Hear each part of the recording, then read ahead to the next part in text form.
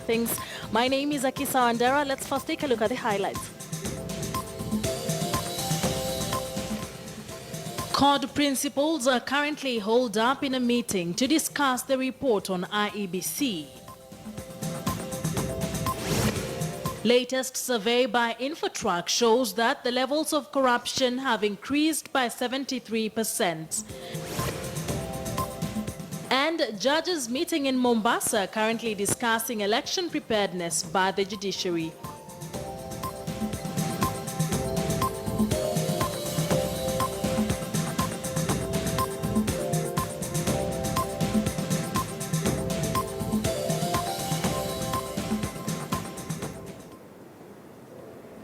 Many thanks for staying with us. Now, CORD leaders are currently holed up in a meeting at Ofungamano to deliberate on the IEBC report that was tabled in Parliament last week. All the three CORD principals are present at the meeting.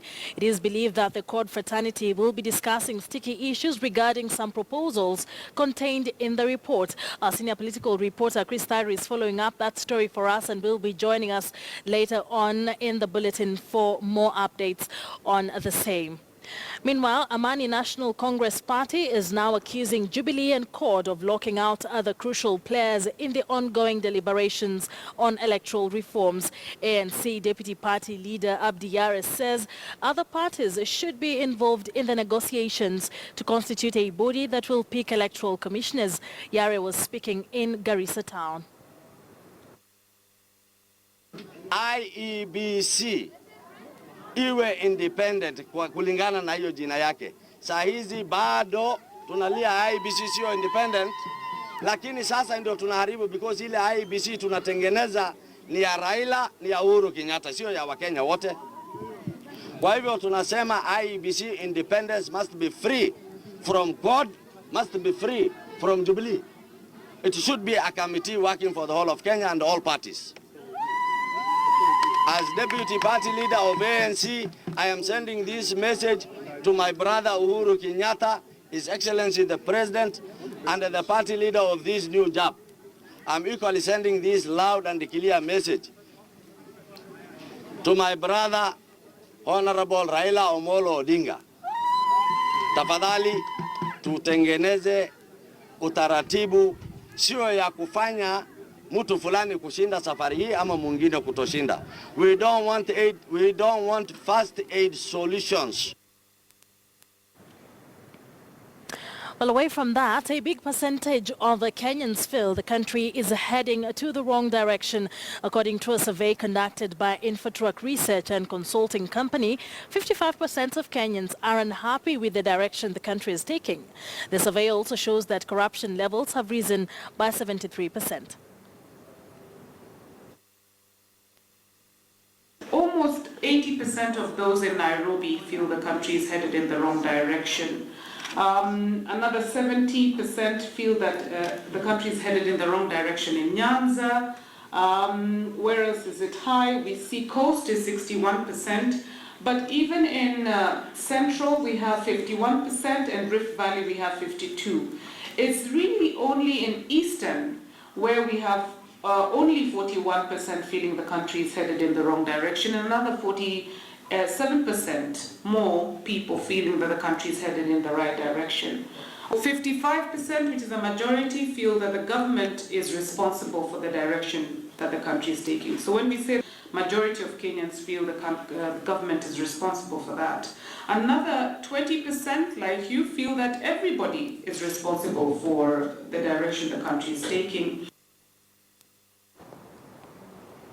And back to our top story at this hour, CORD leaders are currently holed up in a meeting at Ofungamano to deliberate on the IEBC report that was tabled in Parliament last week. All the three CORD principals are present at the meeting. It is believed that the CORD fraternity will be discussing sticky issues regarding some proposals contained in the report. Our senior political reporter, Chris Thyre, is following up that story for us and now joins us live from the Ofungamano house for more details. Good afternoon, Chris. Many thanks for joining us. us on Newsdesk. And of course, this is an issue that has taken center stage for weeks now. We are expecting to join Chris Thairo in a bit. We're still trying to link up with him to get more details about what exactly will take center stage in the discussion surrounding the IEBC report. What are the sticky issues? What are the bones of contention? And of course, looking forward to whether this will be in agreement with all parties, not only the opposition, but of course members from the other party, the Jubilee and other political parties. We will definitely be getting back to that story in a bit. Chris Thairo will be giving us more details. But away from that, the 2016 Olympics were by far the best results that Kenya posted, despite the hiccups that marred the team's preparations. Kenya finished second only to the United States in the athletics table, and as our sports editor, Hassan Juma now reports, Kenya's athletics pedigree, however, took a knock. So having located ourselves where we are in the management of public affairs in this country, then we need also to have a quick look at where we are at this point in time in the history of this country, so that we can understand why we need to change tack in the way we conduct policing. Not that we have failed, no, but we need to take cognizance of the realities of the present age. Because kusema hii kazi tunajua na tutafanya vile tunajua, yet dunia imehama, utabaki peke yako ukisimama. And we don't want that to happen. Because looking around, I can see many of you are veterans.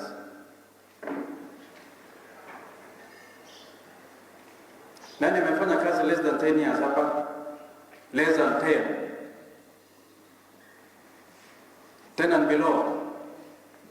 3 officers. 15 plus, 20 plus,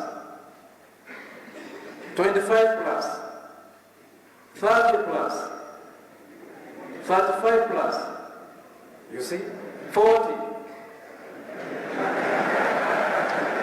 Mnaogopa ndasema, hapana, I'm not going to say that. So you see, looking at the hands raised tells me that we have lots of policing experience, probably 10,000 years plus, if you put it in cumulative terms. So whereas experience is a very, very good teacher, you also need to locate yourself and contextualize yourself in the realities of the day. Otherwise, utapotea.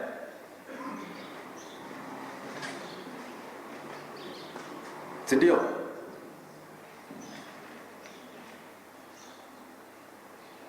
Wakati watu wanatumia mobile phone, wewe utakuwa una insist, unatafuta ile ya kukoroga. Ile ya kukoroga bado unafanya kazi. Haifanyi, si ndio? So if you don't change tack and contextualize yourself na kufanya kazi jinsi vile maadili ya siku hizi ina demand, you will get stuck in the past. When the world has moved on, Kenya has moved on. And I want none of you to be stuck in the past, yet the world has moved on, hata kama umegonga 40 plus years.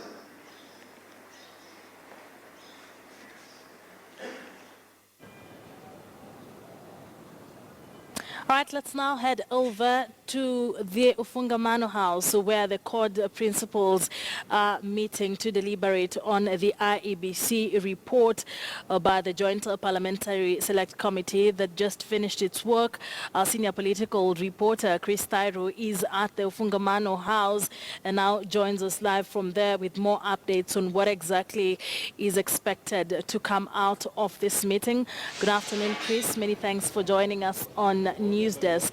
And we understand that among the things that will take center stage will be some sticky issues that need to be ironed out.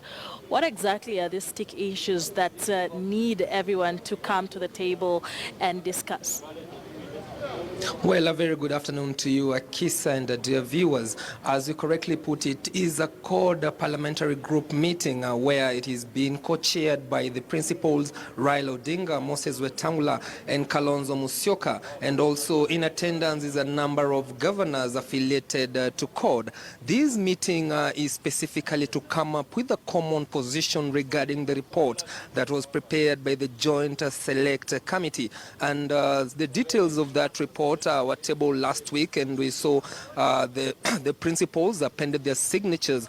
But over the weekend, we saw some members affiliated to CORD in claiming that those who they sent represent them at that Joint Select Committee ceded more ground, and that finally it was Jubilee that won the day. There are several issues that have come up that they are not really coinciding with the position that the opposition had taken, and one of the issues is regarding the voter registers. Remember that the opposition CORD had indicated that they would like a fresh register to be used to conduct the next general election, but one of the recommendations that was taken by the committee is that instead of a new register, cause of the timelines, then the IEBC should find for an independent body to do a forensic audit of that register, and this is one of the issues that was raised.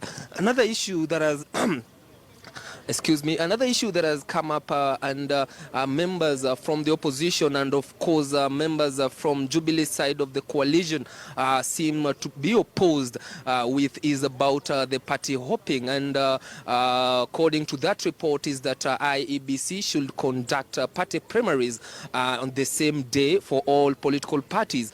These to avoid anyone who would like to party hop to another party after the primaries, and we've seen members of parliament really opposing this move, and from this meeting of course we'll be expecting a common stand that will be taken by the opposition CORD. And remember that the debate for that report is expected to take place this afternoon. So from here, those who are members of the National Assembly of course will be rushing at 2:30 to make sure that they push their voice, but remember these are just proposals, and they can be amended, and it will depend on how the opposition actually lobbies their members, and of course others who feel that they share the same issues or the same grievances in the National Assembly. Remember, Jubilee still enjoys the majority of members, and so in terms of the tyranny of numbers,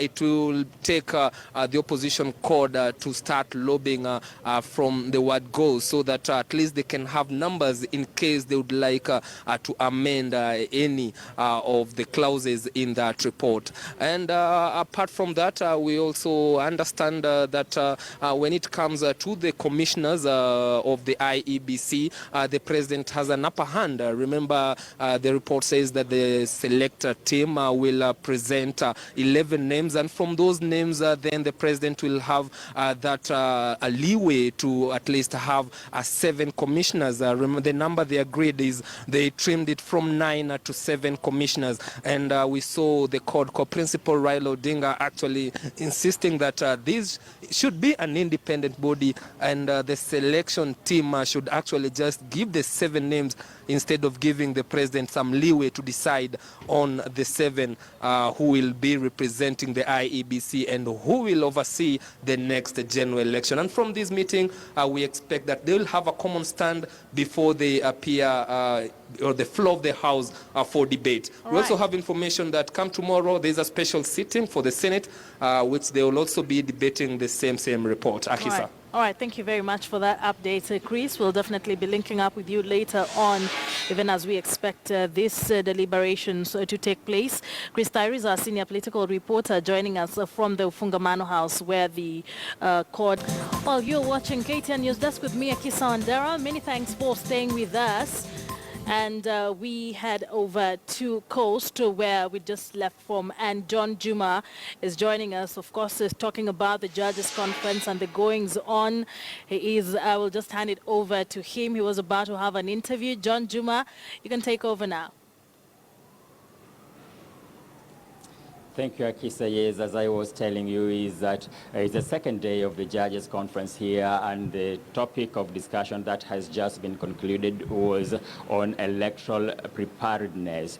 And with me here is the chairman of the Judicial Committee on Election, Justice David, did I get right? David Maraga, judge of the Court of Appeal in Kisumu.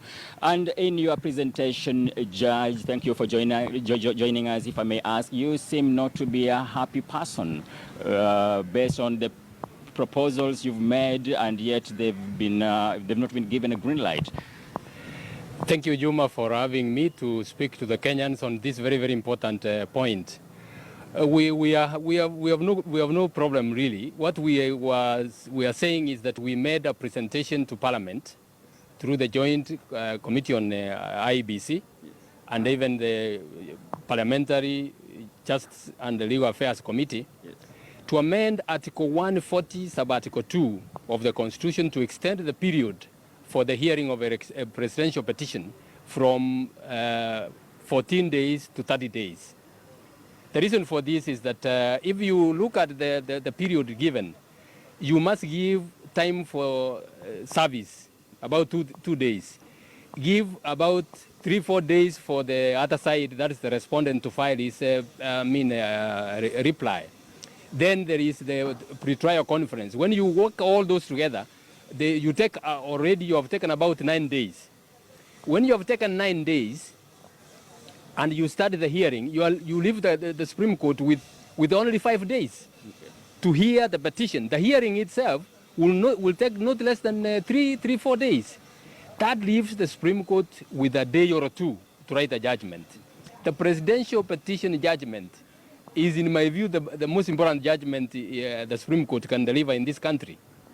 If you are giving the Supreme Court only 1 to 2 days to write that judgment, they can't do a good job.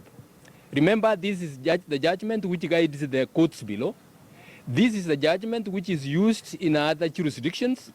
This is a judgment which is used in universities because it covers quite a number of legal principles that are taught in universities. So it is a very, very important document that should be done and done very, very well. That's why we are asking for an extra few days. In other words, even the last presidential petition did not have enough time for that kind of proper hearing and judgment on it? Yes, if you will recall that the petitioner requested for more time to file further affidavits, and the Supreme Court refused to give time, simply because if it allowed time, it would have required to allow more time even to the respondents. And the 14 days would have expired before that is done. Fine. That aside, Judge, you're also you're also saying that you anticipate of between 400 to 500 petitions next year. What informs this kind of expectation? The interest. You can read the political mood from what is happening in the country. The MCAs, people are preparing to contest the MCA positions. The gubernatorial position is going to be very, very hotly contested. As a committee, we have to prepare for a large number of election petitions. If we prepared for only a few and we are settled with so many of them, then we will not be able to work. But we are preparing for between 400 and 500 petitions from the MCA position to the Supreme Court. But what are some of the judicial failures that you want to be fixed as far as handling elections is concerned? We have no problem with the other courts. The other courts, the petitions are to be heard and determined within 6 months. We have no problem with that. That's enough time. The appeals are to be heard within 6 months also. We have no time with that. The only problem we have is the one with the Supreme Court, where the time is limited to only 14 days. And that's what we are saying it's not enough. You also want some appeals, electoral appeals, not to go up to the Supreme Court, if I got you right. Will this not be an injustice to the parties of interest? If you look at it, that it may be an injustice to the parties, you have also got to understand why the election petitions must be completed within a very short time. This is a special jurisdiction. The period given for determination of these election petitions has to be short so that the MPs can carry on with the business, so that the country can carry on with business. The history of this country is that we have had election petitions pending in court for a whole term of parliament, sometimes even past that term. And the reason why the Constitution put the timelines is because they want these election petitions to be completed, at least the all electoral dispute to be completed within 1 year, so that the country can move on and allow people to do other development issues. So, and we are also informed by the fact that no other country allows more than one appeal from an election petition. In fact, some other countries don't allow appeals at all. And I can give you several examples. It is only in Kenya we are allowing appeals to go from the MCA position to the Supreme Court.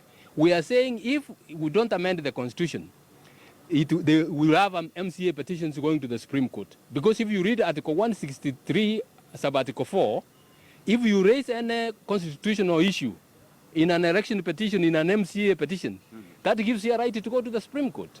And that's what we are trying to avoid. If you have even 20 or 30 petitions in the Supreme Court, and remember, the Supreme Court is only one bench.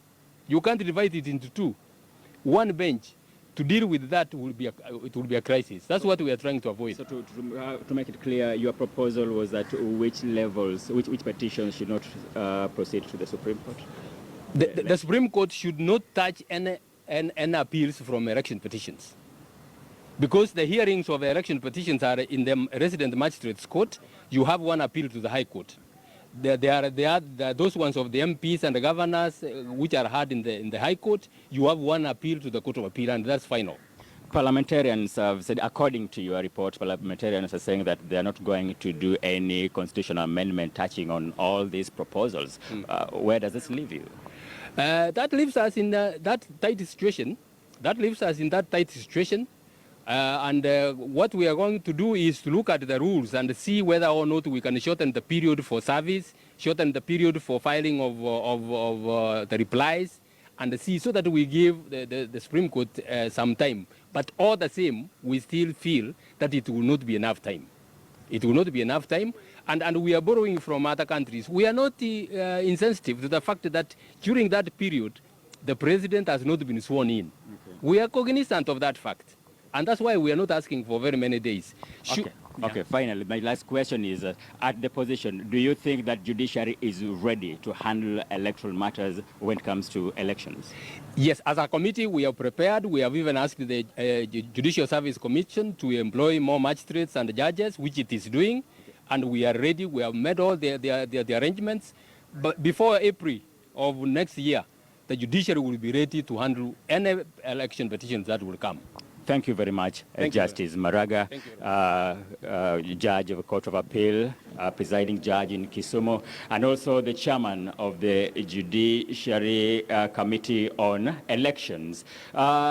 I don't have much from here. As I told you earlier in the afternoon, we also expect a very interesting topic to be discussed by judges, matters to do with woman-to-woman marriage, woman inheritance, and constitutionality of return of dowry. Back to you, Hakisa. All right, thank you very much for that. John Juma is joining us from Mombasa County, where the Judges Conference has just entered day 2. Now, a big percentage of Kenyans feel the country is heading to the wrong direction. According to a survey conducted by InfoTrack Research and a consulting company, 55% of Kenyans are unhappy with the direction the country is taking. The survey also shows that corruption levels have risen by 73%. And our reporter, Nicholas Wumbua, was among those who witnessed the release of this survey. He now joins us live from our city center studios. For more details about the survey, many thanks for joining us on KTN Newsdesk. Nicholas, what exactly are the highlights of this particular survey that was released?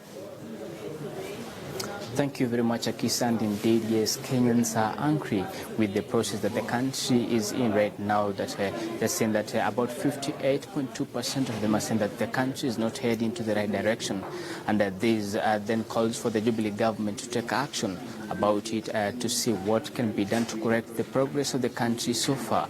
And among or in the contribution of the 58.2% that are saying that the country is not heading to the right direction, there are some factors which include the political factors and the economic factors, which are they're saying that politically 62% of Kenyans politically say that we are not doing well as a country, while 55% of Kenyans are saying that economically Kenya is not doing well. And they're saying that unless now the government does something about this, then we are not going to make any move so far.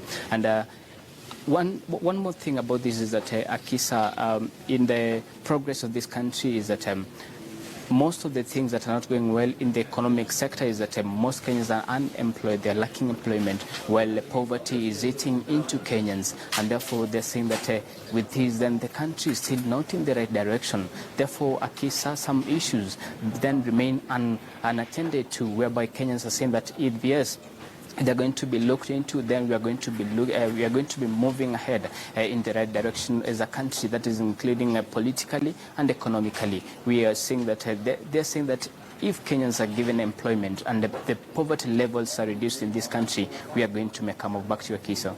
Now, apart from unemployment and poverty, what exactly are some of the reasons that Kenyans cited, of course, for saying that this country is not really heading towards the right direction?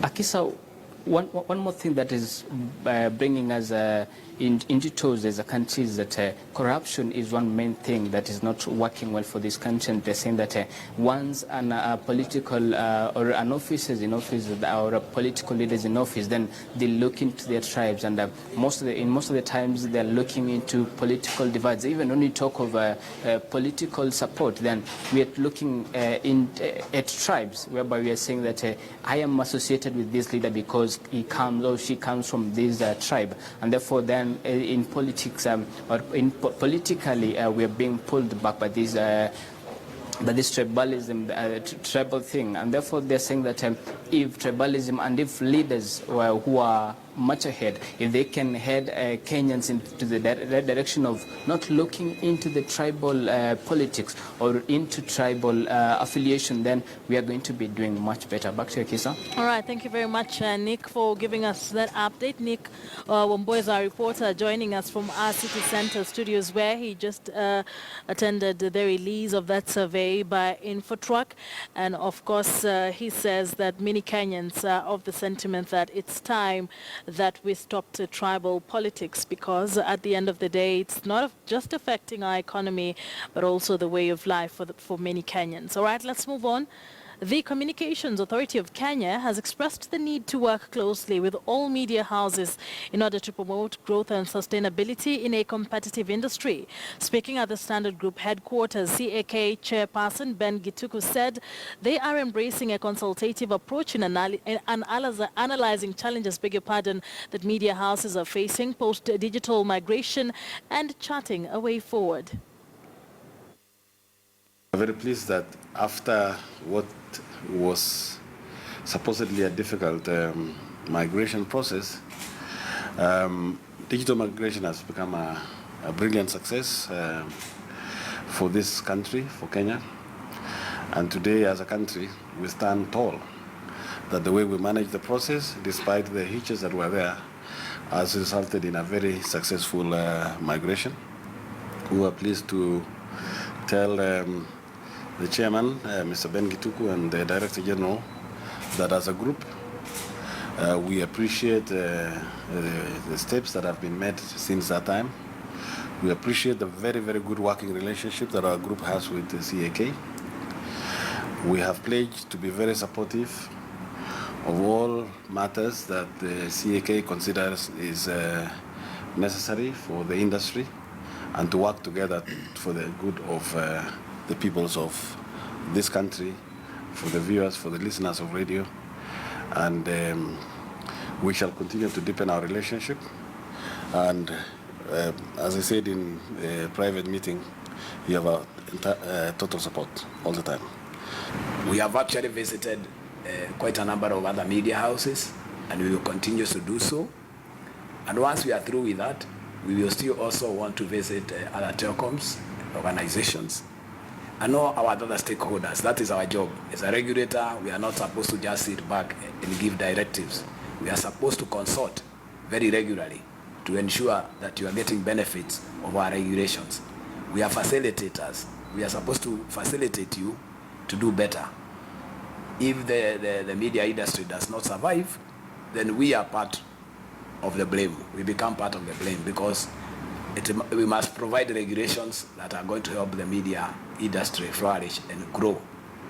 And I'm happy to note that the Standard has done very well from what we have had a discussion earlier this morning. And it is our wish that you continue to do well. We believe that first, leave alone the aspect of competition, the OTTs can also be a very good avenue for cyber criminal activities, that can arise out of the net. So how do we deal with them so that if we are to allow their services to be provided here, we have taken care of most of those aspects, including the fact that, you see, they cannot be sourcing money from the Kenyans and then they don't pay even a single tax to the Kenyan government.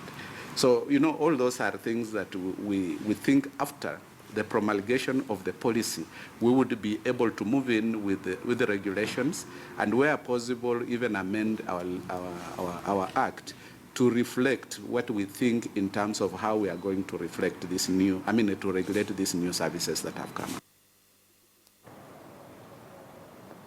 On to matters culture now, and over 600 Samburu warriors have graduated to community elders in a ceremony known as Muget Lemo War.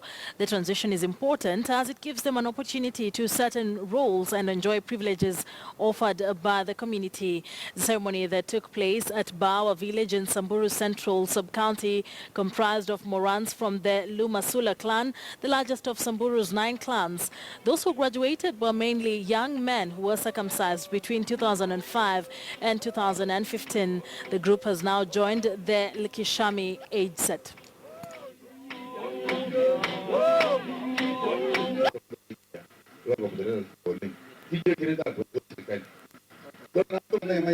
Na kama jamii ya Samburu sisi bado tuko na value sana kwa sababu ya mila zetu, na kama serikali ya county kushirikiana na assembly yetu tutaona venye kutengeneza policy ya kupromote zile mila zetu ambayo inajenga jamii yetu. This now where we're given a go ahead to also get to another level, and that level is now what we call the marriage ceremony. You can now marry at any given time. So this here, we have it as marking the end of the warriorism, of the Moranism in this same community. All right, from Samburu, let's now head over to Nyanza, Homa Bay specifically. The water hyacinth is slowly returning and once again choking beaches in Lake Victoria. More than 30 beaches have been affected by the dreaded weed in Homa Bay County, affecting fishermen and marine transport. Rashid Ronald visited Homa Bay Pier Beach, which is literally dead thanks to the water hyacinth. Once a busy spot, the Homa Bay Pier Beach is no more. Instead, it has turned into what one may call a tourism attraction thanks to this dreaded weed. The water hyacinth has consumed the whole pier, affecting many activities. The most hard hit is the fishing industry. Boti siku hizi hakuji. Tunazunguka kutoka hapa paka ng'ambo ile, tunatembea na kutoka hapa kwenda huko shilingi 200, kurudi 200. Sasa faida nitatoka hakuna. Sasa njaa ndio iko mingi. Na sisi tunahangaika tu namna hii. Mimi kutengeneza hizo samaki natengeneza nipata hata shilingi 50 ndio watoto wakule nyumbani. Sasa tuko na shida. Namna hiyo.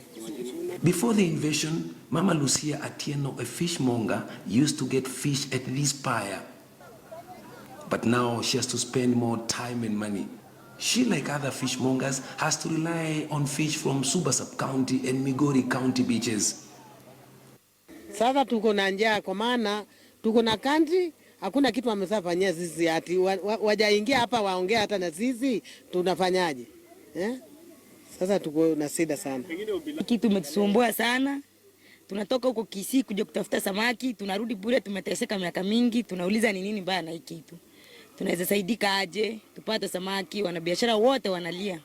Sites of abandoned boats, an indication of just how marine transport has been affected here. Ikiwezekana kama kuna mashini inaweza kuzuia izirudi huku juu, hapa ni bei. Hizo bei ikiletwa na upepo iwezi rudi kwa haraka mahali imetoka. Kuanzia hii nini kuja kwa maji gugu. Feri yenye ilikuwa inatoka Mbita inaleta hapa watu, siku hizi haileti. Hata mashua yenye ilikuwa inaleta watu, wasafiri haileti. Mzigo nini, kila kitu imegwama, njaa iko. Watu wa ile ngambo siku hizi kusafiri kukuja huku ni balaa. Residents who depend on water from the lake have to wade through the hyacinth to secure that precious commodity. Some of the beaches that have been affected by this dreaded weed include Nduru, Alum, Koginga, and Rambira. Rashid Ronald, KTN News, in the county of Homa Bay.